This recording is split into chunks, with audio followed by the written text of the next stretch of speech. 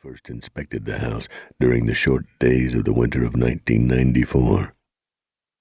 The Stark County Sheriff was offering the property for back taxes, bank foreclosure, and various other debts. A year earlier, the original owner had tried to auction it, but title liens had sabotaged the sale.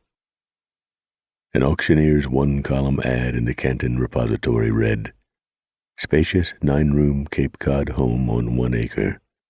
Stock pond, tandem 4-car garage, contents, appliances, furniture." The home was perched on a hilltop, its front deck overlooking the pond.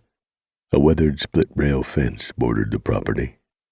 Beyond it, across Wales Avenue, the gable of the New Covenant Christian Church poked through the treetops.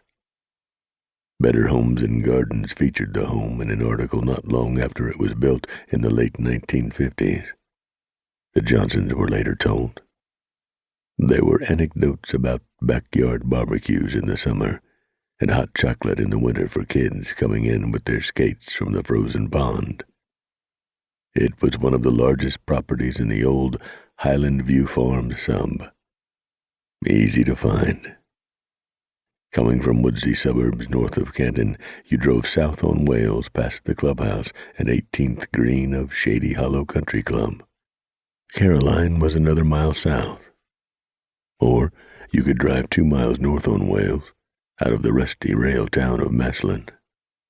The property was in Jackson Township, the Canton-Massillon area's hottest suburb.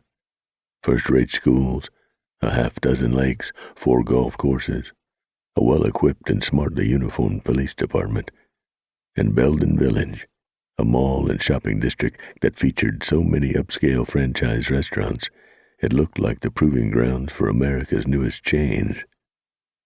The auctioneer's ad promised a spacious family home.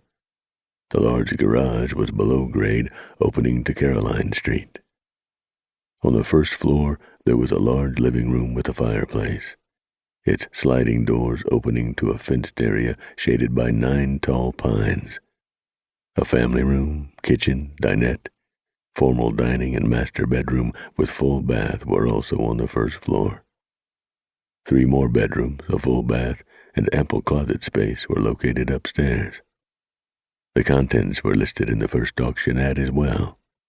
3 chest-type freezers and 1 upright, a Maytag washer and dryer, and another set by Whirlpool, too. 2 sets of bunk beds, a 3-piece French provincial bedroom suite, bookcases, 3 couches, tables and chairs. There were rods and reels and a 15-foot Coleman canoe. There were 10 ladders, most of them aluminum, 6 lawn mowers, chainsaws, a snowblower, a 77 Suzuki motorcycle. There was a wheelchair, hardly used, and a shiny new hospital bed. There was a hint of even more.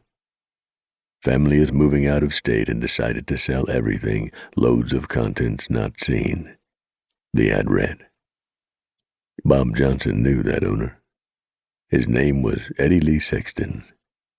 Sexton was a long-time customer at his used car lot, Johnson Motors.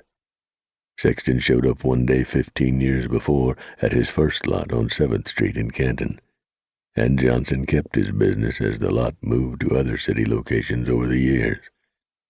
Sexton bought cars in the $1,500 to $4,000 price range, usually paying cash. Johnson had sold him a Ford van and a '76 black Cadillac. Johnson remembered Sexton as a striking figure. His hair receded deeply above the temples. He had a long, weathered face and penetrating eyes, which he softened somewhat with a full beard. Early on, he told Johnson he was retired, but he hardly looked old enough to qualify for a military pension, let alone one from a forge plant where he said he once worked. But Eddie Sexton also was the most polite man Bob Johnson had ever met. "Yes, sir. No, sir. Thank you very kindly. I appreciate that very much." And bright, too. Knew his cars. Knew how to make a deal. Not one to argue or get anxious or be indecisive. He shopped the lot methodically.